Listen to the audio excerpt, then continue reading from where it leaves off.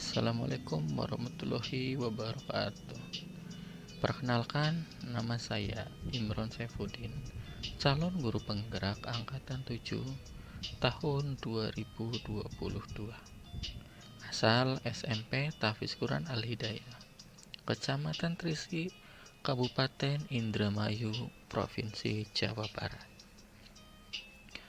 Pada kesempatan kali ini saya akan memaparkan tentang demonstrasi kontekstual menurut filosofi pendidikan Ki Hajar Dewantara dan implementasi di sekolah pendidikan berpihak pada murid. Tujuan pendidikan. Pendidikan adalah menuntun segala kekuatan kodrat yang ada pada anak-anak agar mereka dapat mencapai keselamatan dan kebahagiaan yang setinggi-tingginya, baik sebagai manusia maupun sebagai anggota masyarakat. Ki Hajar Dewantara mengemukakan bahwa pendidik menuntun kodrat anak terbagi menjadi dua macam. Yang pertama adalah kodrat alam dan yang kedua adalah kodrat zaman. Kodrat alam berkaitan dengan sifat dan bentuk lingkungan di mana anak berada. Sedangkan kodrat zaman berkaitan dengan isi dan irama. Artinya bahwa setiap anak sudah mempunyai sifat dan karakter yang berbeda-beda, sehingga guru tidak bisa menghapus sifat dasar yang tadi. Sedangkan yang bisa dilakukan adalah menuntun dan membimbing mereka agar muncul sifat-sifat yang baik sehingga dapat menutupi atau menghilangkan sifat buruk sehingga anak-anak dapat mencapai tujuan yang sebaik-baiknya. Ki Hajar Dewantara mengibaratkan guru sebagai petani, yaitu menanam benih, menyiram, kemudian memupuk, menjaga hingga memanen. Beliau menegaskan juga bahwa petani tidak boleh membedakan dari mana asal padi, pupuk, dan hal lainnya. Hal ini dikarenakan minat dan bakat anak-anak beragam dan tentunya berbeda-beda. Akan tetapi mempunyai hak yang sama untuk tumbuh dan berkembang menjadi anak yang cerdas atas kemauannya sendiri. Trilogi pendidikan yang sangat terkenal berdasarkan Ki Hajar Dewantara. Ing ngarsa sung tulodo, ing madya mangun karso, tutwuri handayani.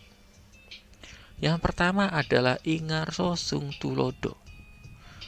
Di depan harus menjadi teladan. Dalam hal ini, guru harus menjadi teladan yang baik untuk peserta didiknya. Ing madya mangun karso, artinya adalah di tengah harus membangun. Dalam hal ini, guru harus bisa membangun motivasi untuk peserta didiknya. Kemudian tutwuri handayani, di belakang memberi dorongan. Hal ini artinya bahwa guru harus bisa mendorong murid untuk mencapai tujuan belajarnya. Selanjutnya adalah implementasi di sekolah pendidikan yang berpihak pada murid. Di sekolah saya, yang pertama adalah penerapan pemikiran Ki Hajar Dewantara Yang pertama adalah bimbingan dan ekstrakurikuler. Di sekolah saya, ekstrakurikuler terdiri dari dua, pramuka dan karate. Keduanya mengisyaratkan bahwa anak agar dapat mengasah potensi diri mereka masing-masing. Selanjutnya adalah pembelajaran yang variatif, kreatif, dan inovatif. Di sini, guru harus bisa menggunakan berbagai macam model pembelajaran yang menarik, sehingga siswa termotivasi untuk belajar. Yang ketiga adalah kegiatan pembiasaan. Di sekolah saya ditunjukkan dengan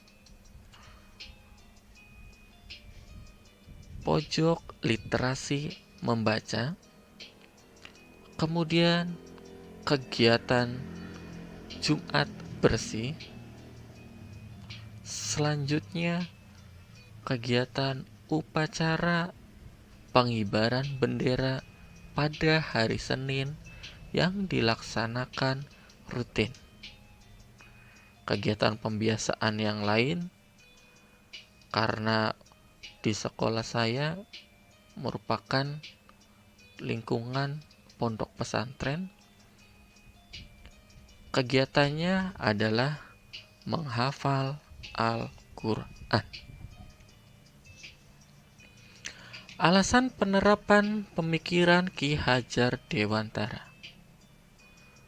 Alasan utama penerapan pemikiran Ki Hajar Dewantara di sekolah saya adalah kesesuaian antara pemikiran Ki Hajar Dewantara dengan visi, misi, dan tujuan sekolah yang berpihak pada murid, sehingga makna pemikiran tersebut dapat digunakan dan diterapkan.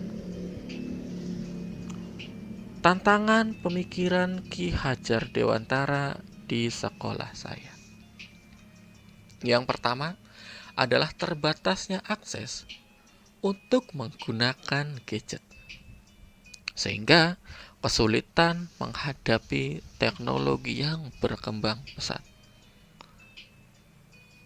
Keterbatasan penggunaan gadget tersebut. Hal ini dikarenakan di sekolah saya berada di lingkungan pondok pesantren, sehingga membatasi siswa untuk mengakses gadget. Kemudian yang kedua adalah tuntutan orang tua yang masih menganut paham lama, di mana hanya menekankan anak-anaknya agar unggul dalam aspek kognitif saja, tanpa melihat minat, bakat, dan potensi. Solusi pemikiran Ki Hajar Dewantara berdasarkan tantangan di atas. Yang pertama adalah guru melakukan pembelajaran dengan memanfaatkan teknologi untuk membangkitkan dan menumbuh kembangkan minat siswa. Solusi yang kedua adalah sosialisasi kepada orang tua murid terkait kegiatan ekstrakurikuler dan pengembangan potensi siswa. Terakhir adalah refleksi. Perubahan pandangan terhadap pemikiran Ki Hajar Dewantara. Saya merasakan terdapat pemahaman yang lebih mendalam tentang pemikiran Ki Hajar Dewantara terkait dengan semboyan Ingarso Sungtulodo ing Madya Mangunkarso tutwuri handayani. Hasil pemikiran Ki Hajar Dewantara di sekolah saya memberikan pelayanan yang berpihak pada murid dan terkait minat, bakat, dan potensi peserta didik. Demikian pemaparan demonstrasi kontekstual dari saya. Kurang lebihnya saya minta maaf. Salam guru penggerak, menggerakkan dunia. Wassalamualaikum warahmatullahi wabarakatuh.